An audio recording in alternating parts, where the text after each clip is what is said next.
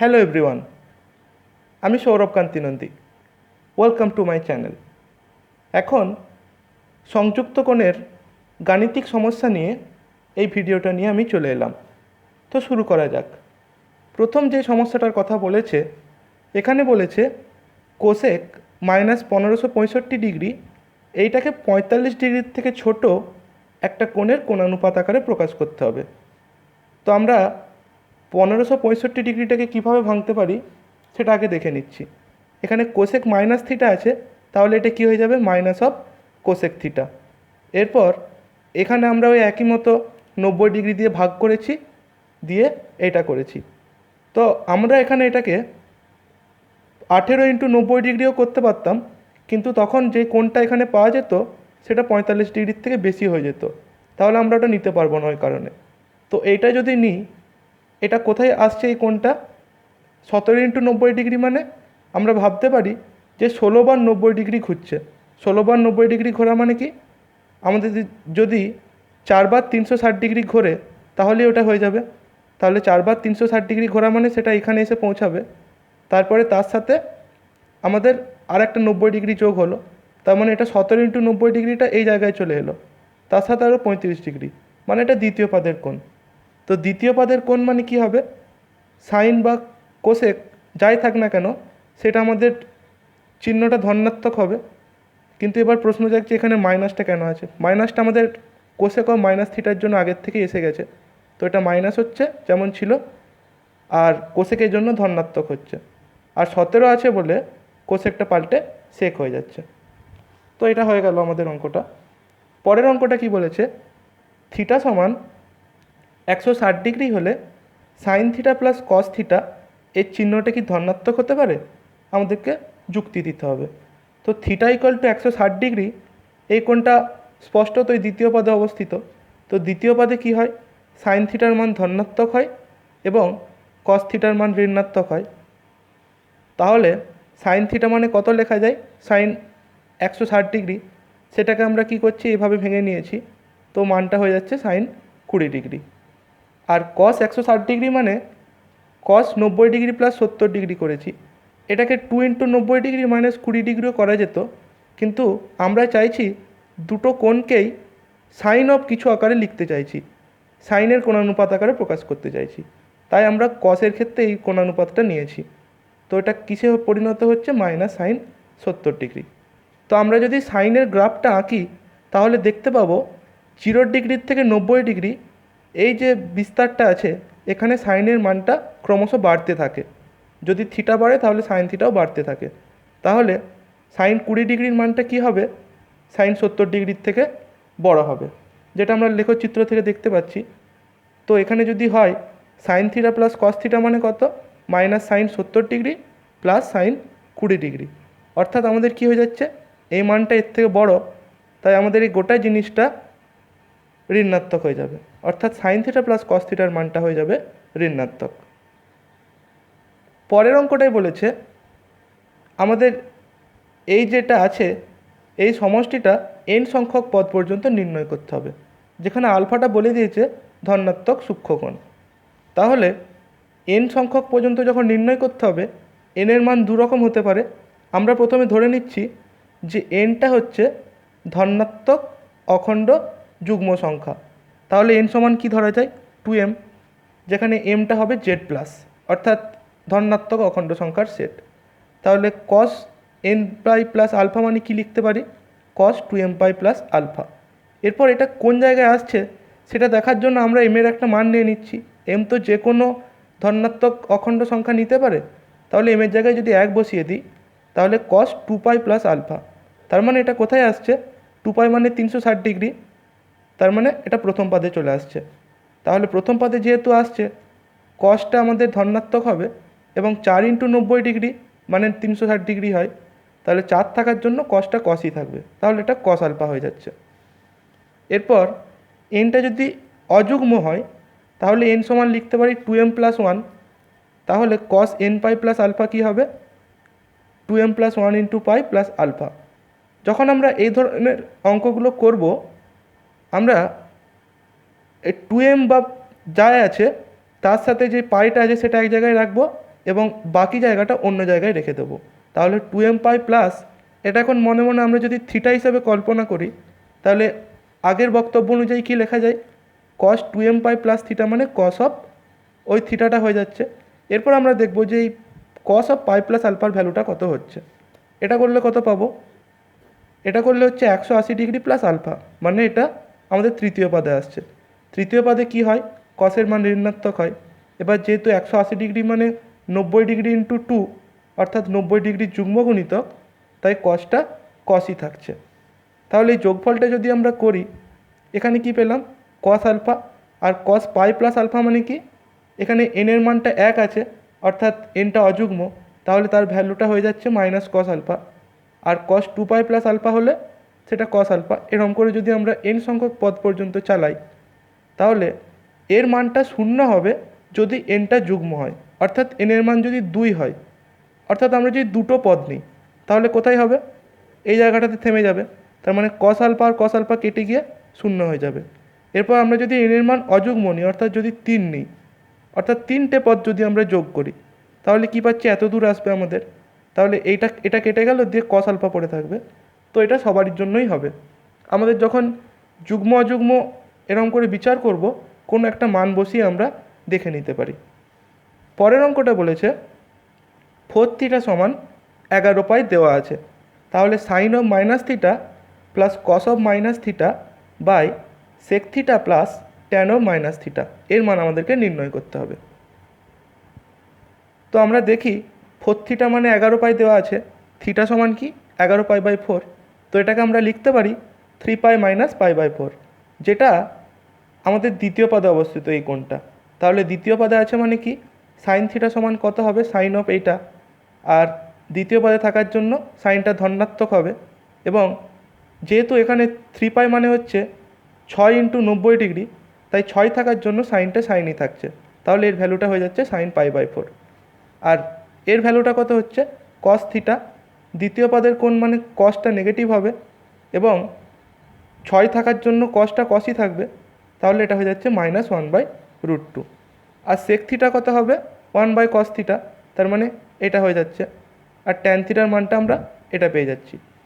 তাহলে যেটা বলেছে এখানে প্রথম কাজ কি, সাইন অফ মাইনাস থিটা মানে মাইনাস সাইন থিটা করেছি, কস অফ মাইনাস থিটা মানে আমরা জানি কস থিটা, আর সেক থিটাটা যেমন ছিল আছে, আর ট্যান অফ মাইনাস থিটা মানে মাইনাস ট্যান থিটা।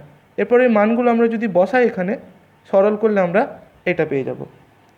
পরের অঙ্কটা বলেছে ট্যান থিটা সমান -4/3 হলে সাইন থিটা প্লাস কস থিটার মান নির্ণয় করতে হবে। তো ট্যান থিটার মানটা এখানে কি আছে, ঋণাত্মক আছে। ট্যান থিটাটা ঋণাত্মক হবে কখন, যদি থিটাটা দ্বিতীয় পদে বা চতুর্থ পদে থাকে, তখনই ট্যানটা ঋণাত্মক হয়। তাহলে প্রথমে ধরে নেওয়া যাক যে থিটাটা দ্বিতীয় পদের কোণ। দ্বিতীয় পদে কি হয়, সাইন থিটার মানটা ধনাত্মক হয় আর কস থিটার মানটা ঋণাত্মক হয়। তাহলে সাইন থিটার মান আমরা অতি সহজেই বের করতে পারি, এই সমকোণী ত্রিভুজের ছবি এঁকেও করতে পারি, বা আমরা ট্যান দেওয়া আছে প্রথমে সেক বের করব সূত্র লাগিয়ে, তারপর সেক থেকে কস, তারপর কস থেকে √1 - সাইন স্কোয়ার থিটা, ওরম করেও বের করা যায়। তো এটা আমার মনে হয়েছে এটা করলে জলদি হয়ে যাবে। তো এখান থেকে পেয়ে যাচ্ছি সাইন থিটার মানটা 4/5 আর কস থিটার মানটা -3/5। যেহেতু কস থিটাটা ঋণাত্মক তাই -3/5 হচ্ছে, এমনি হতো 3/5, কিন্তু ঋণাত্মক বলে আমরা এটা করছি। তাহলে sine theta plus cos theta কত হবে, আমাদের চলে আসছে 1/5। এরপর ধরে নেওয়া যাক যে থিটাটা চতুর্থ পদের কোণ। তাহলে চতুর্থ পদে কী হবে, কসটা ধনাত্মক হবে আর সাইনটা ঋণাত্মক হবে। তাহলে সাইন থিটার মান একইভাবে করব ওই সমকোণী ত্রিভুজ এঁকে, দিয়ে এটা যেহেতু ঋণাত্মক হচ্ছে তাই -4/5 হচ্ছে, আর কস থিটাটা হয়ে যাবে 3/5। তাহলে sine theta plus cos theta হয়ে যাচ্ছে -1/5। সুতরাং ট্যান থিটা -4/3 হলে sine theta plus cos theta কী হচ্ছে, +-1/5। এর পরের অঙ্কটা বলেছে n যদি কোনো অখণ্ড সংখ্যা হয়, তাহলে cos n pi plus -1n into π/6 এর মানটা নির্ণয় করতে হবে। তো nটা অখণ্ড সংখ্যা মানে কী রকম হতে পারে, nটা যুগ্ম হতে পারে বা অযুগ্ম হতে পারে। প্রথমে ধরে নিচ্ছি যে nটা যুগ্ম অখণ্ড সংখ্যা, তাহলে n সমান কী লেখা যাবে, 2m। তাহলে cos অফ এই মানটা দেখছি কত হচ্ছে 2m পাই প্লাস -1-এর পাওয়ারে আছে যুগ্ম। -1-এর পাওয়ারে যদি যুগ্ম থাকে তাহলে সেটা আমাদের প্লাসই হয়। তাহলে এটা কত হচ্ছে cos of 2m pi plus π/6। এরপর এটা কোথায় আছে দেখার জন্য আমরা আগের মতো m এর মানটা মনে মনে ধরে নিচ্ছি 1। তাহলে cos 2π প্লাস π/6, তার মানে কত হবে 360 মানে এখানে এলো প্লাস π/6, এটা প্রথম পদে চলে এলো। তাহলে প্রথম পদে থাকবে মানে কসটা ধনাত্মক হবে, আর 4 × 90 ছিল বলে কসটা কসই থাকছে। তো এটা হয়ে গেল √3/2। যদি এনটা অযুগ্ম হয় আমরা এন সমান লিখতে পারি 2m + 1, তাহলে এই মানটা হয়ে যাচ্ছে কত 2m + 1 × π প্লাস এইটা। এরপর -1-এর ঘাতে যদি আমাদের অযুগ্ম সংখ্যা থাকে তাহলে সেটা কত হয় মাইনাস হয়ে যায়। তো এখানে আমরা আগের মতোই এই এম এর সাথে যেটা আছে সেটা এক জায়গায় রাখছি আর বাকি জায়গাটা আরেক জায়গায় রাখছি। তাহলে এটা 2m পাই প্লাস থিটা আকারে ভাবতে পারি, যেটা আগের ঘটনার থেকে কি বলা যায় সেটা হবে cos থিটা, যেটা ধরছি মনে মনে। এরপর এই মানটা কত হচ্ছে cos 180 মাইনাস থিটা, মানে কত হয় মাইনাস cos থিটা। তাহলে এটা হয়ে গেল -√3/2। সুতরাং আমাদের n এর মান যদি যে কোনো অখণ্ড সংখ্যা হয় তাহলে আমরা এটা কি লিখতে পারি, এটা সমান -1 n × √3/2। এটা হচ্ছে আমাদের সাধারণ আকার। অর্থাৎ আমরা যদি n এর জায়গায় এখন যুগ্ম সংখ্যা বসাই তাহলে কত পাচ্ছি, n এর জায়গায় যদি ধরছি মনে মনে 2, তাহলে এটা হয়ে যাবে √3/2। আর যদি nটা অযুগ্ম হয় ধরছি nটা 3, তাহলে হবে -√3/2। ওই দুটো ঘটনাটাকে আমরা একটা জায়গায় লিখেছি। এরপর আমাদেরকে সমাধান করতে বলেছে। sin θ + √3 cos θ সমান 1, যেখানে থিটাটা বলা আছে 0 থেকে 360 মধ্যে আছে। তো আমরা এটাকে উভয় পক্ষে হোল স্কোয়ার করেছি, দিয়ে এটা যদি আমরা সরল করি তাহলে আমরা পেয়ে যাচ্ছি sin θ সমান 1 বা sin θ সমান -½ এরপর sin θ সমান 1 হলে এই বিস্তারে 0 থেকে 360 মধ্যে sin থিটার একটি মান হবে, সেটা হচ্ছে sin 90, অর্থাৎ থিটা সমান এখানে 90 হলো। আর sin থিটা সমান -½ তার মানে কি sin থিটাটা ঋণাত্মক হচ্ছে, তার মানে থিটাটা কোথায় আছে, হয় তৃতীয় পদে বা চতুর্থ পদে। তাহলে এমনি এটা কত হচ্ছে -sin 30°। তো এই 30°টাকে আমরা তৃতীয় পদের কোণ বানাতে গেলে আমাদের কি করতে হবে না, 180°-র সাথে 30° যোগ করে সেটাকে নিয়ে যেতে হবে। আর চতুর্থ পদের করতে গেলে কি করতে হবে, 4 × 90° -30° করতে হবে। তাহলে থিটাটা কি হতে পারে 210° বা 330°। কিন্তু থিটা সমান 210° যদি আমরা এই সমীকরণটাই বসাই তাহলে আমরা যদি এর বাম পক্ষটা করি দেখব সেটা ডান পক্ষের সাথে সমান হচ্ছে না, তার মানে সমীকরণটাকে সিদ্ধ করছে না। তাহলে নির্ণয় সমাধান কি হবে 90° আর 330°। পরের অঙ্কটা বলেছে একটা বৃত্তস্থ চতুর্ভুজ ABCD, তার 4টে কোণ দেওয়া আছে। তাহলে আমাদেরকে cot A plus cot B plus cot C plus cot D এটা সমান দেখাতে হবে 0। তো আমরা একটা বৃত্তস্থ চতুর্ভুজ এঁকেছি ABCD। আমরা কি জানি না, বৃত্তস্থ চতুর্ভুজের বিপরীত কোণগুলি পরস্পর সম্পূরক, অর্থাৎ বিপরীত কোণগুলির যোগফল 180°। তাহলে কোণ A প্লাস কোণ C হবে 180°, আর কোণ B প্লাস কোণ D এটা হবে 180°। এখান থেকে C আর D এর মানটা বের করে নিয়েছি। এখন এটা সমান শুরু করছি, দিয়ে যাদের যোগফল 180° হয়েছে সেই কটগুলোকে আমরা এক জায়গায় রাখছি। দিয়ে তারপর আমরা যদি সি এর মানটা এখানে বসাই আর ডি এর মানটা বসাই তাহলে আমরা কাটাকুটি করে পেয়ে যাচ্ছি 0। পরের অঙ্কটা বলেছে tan of alpha minus beta সমান দেওয়া আছে আর sec of alpha plus beta সমান দেওয়া আছে। দিয়ে আমাদেরকে আলফা আর বিটার ক্ষুদ্রতম ধনাত্মক মান নির্ণয় করতে হবে। এই ধরনের অঙ্ক করার সময় আলফা মাইনাস বিটা দিয়ে যে কোণটা দেওয়া থাকবে সেই মানটা আগে আমরা বের করে নেব, এবং সেটা কী নেব, তার যেই ক্ষুদ্রতম মানটা আমরা জানি, যা অর্থাৎ যে মানটার সাথে আমরা আগের থেকে পরিচিত, সেই সূক্ষ্ম কোণটাই হবে আমাদের আলফা মাইনাস বিটার মানটা। তাহলে এক মানে কত tan 45°, অর্থাৎ আলফা মাইনাস বিটা সমান লেখা যায় 45°। এটা 1 নম্বর দিচ্ছি। আর এখানে sake of alpha plus beta দেওয়া আছে 2/√3। এটা আমরা কস করে নিলে পেয়ে যাবো √3/2। তো √3/2 মানে কস 30 ডিগ্রিও হতে পারে আর কস 330 ডিগ্রিও হতে পারে।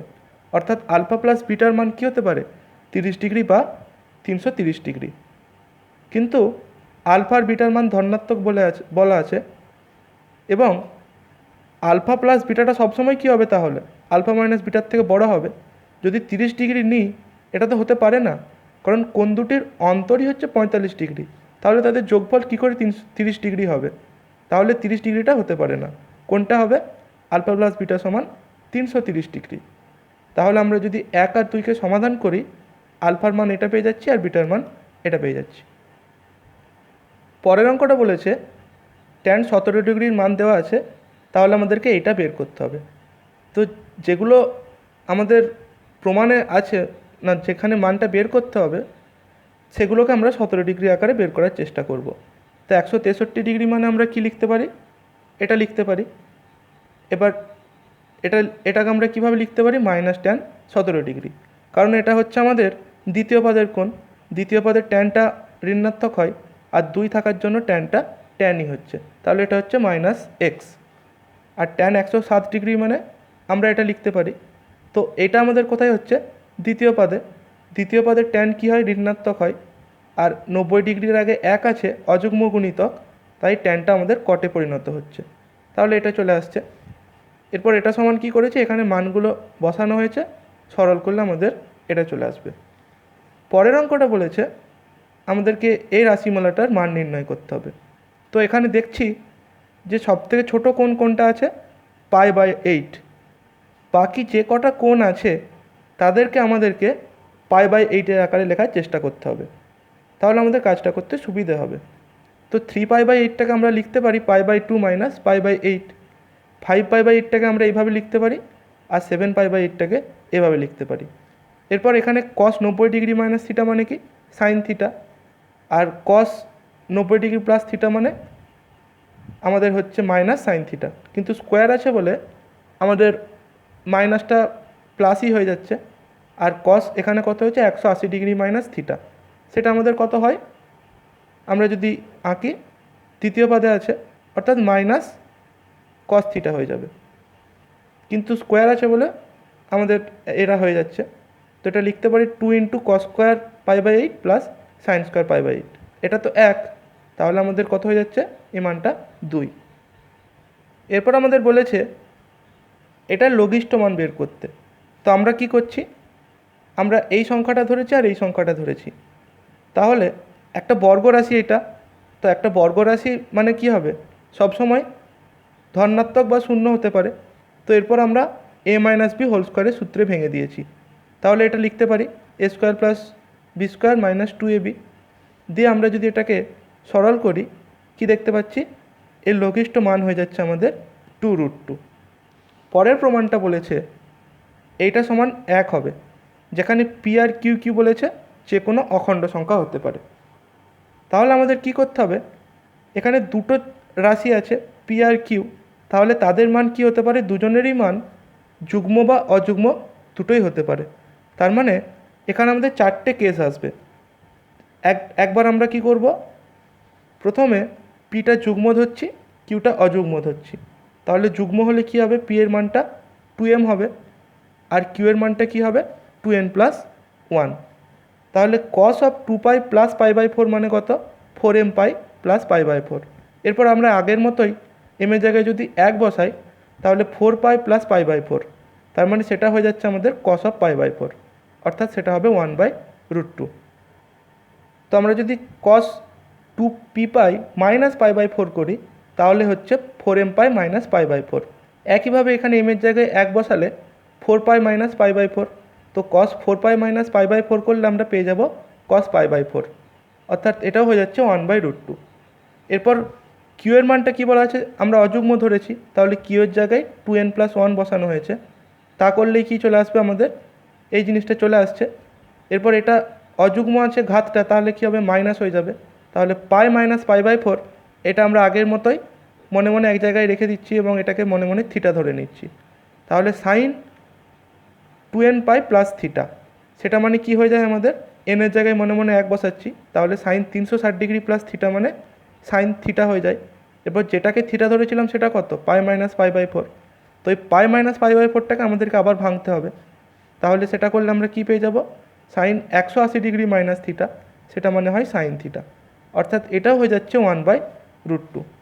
এরপর আমাদের এখানে এই রাশিমালাটার মান বের করতে বলেছে। এটা সমান কি দেখতে পাচ্ছি, এই কেসে 1 হচ্ছে। এবার কেস 2তে আসছি, যেখানে পিটা যুগ্ম হচ্ছে আর কিউটাও হচ্ছে যুগ্ম। তাহলে পি এর মান কী হবে, 2m, আর কিউ এর মান কী হবে, 2n। তো পিটা যুগ্ম হলে সেটা আগের কেসেই বের করা হয়েছে, দু ক্ষেত্রেই মানটা কত আসছে, cos π/4 অর্থাৎ 1/√2। এরপর কিউটা যদি যুগ্ম হয় সে মানটা কত হচ্ছে আমরা দেখে নিচ্ছি। তো এটা করলে কত আসবে, 2n পাই প্লাস π/4, কারণ -1-এর ঘাতে যুগ্ম সংখ্যা আছে। তো এটা কত হচ্ছে, সাইন 360 ডিগ্রি প্লাস থিটা। এনের জায়গায় যদি আমরা মনে মনে 1 বসাই, তাহলে 360 ডিগ্রি প্লাস থিটার যদি সাইন করি তাহলে আসে সাইন থিটা। তাহলে এটা হচ্ছে 1/√2। তাহলে এই ক্ষেত্রেও দেখতে পাচ্ছি মানটা হয়ে যাচ্ছে আমাদের 1। এরপর আসছি কেস 3তে, যখন পিটা অযুগ্ম কিন্তু কিউটা হচ্ছে যুগ্ম। তাহলে কী হবে, পি এর মানটা আমরা 2m + 1 এই আকারে লিখতে পারি, আর কিউ এর মানটা লিখতে পারি 2n। এরপর আমরা cos 2p পাই প্লাস π/4 এর মানটা বের করার চেষ্টা করছি। তাহলে এটা কি লেখা যাবে, এরকম লেখা যাবে, আগের মতোই এম দিয়ে যে রাশিমালাটা আছে সেটা আমরা এক জায়গায় রাখছি, আর বাকিটাকে মনে মনে থিটা ধরছি। এটা যদি থিটা ধরি তাহলে কি হচ্ছে, 4m পাই প্লাস থিটা, অর্থাৎ এমের জায়গায় যদি 1 বসাই 4 পাই প্লাস থিটা, সেটা করলে চলে আসবে আমাদের কস অফ এই জিনিসটা। এরপর এইটা মানে আমরা কত লিখতে পারি, 360 ডিগ্রি প্লাস π/4, অর্থাৎ সেটা হয়ে যাবে cos π/4, তার মানটা হয়ে যাচ্ছে 1/√2। আর সাইনটা যদি আমাদের, কিউটা যদি যুগ্ম হয় সেটা আগের কেসেই বের করা হয়েছে, তাহলে মানটা কত হয়ে যাবে, 1/√2, অর্থাৎ এখানে 1/√2 পেয়ে যাচ্ছি। এরপর cos 2p পাই মাইনাস π/4 এর ভ্যালুটাও আমরা বের করে নিচ্ছি। এখানেও কি করছি, আমরা cos অফ এই জিনিসটাকে মনে মনে থিটা ধরে নেব, আবার যদি এই মানটাকে বের করি এখানেও পেয়ে যাচ্ছি 1/√2।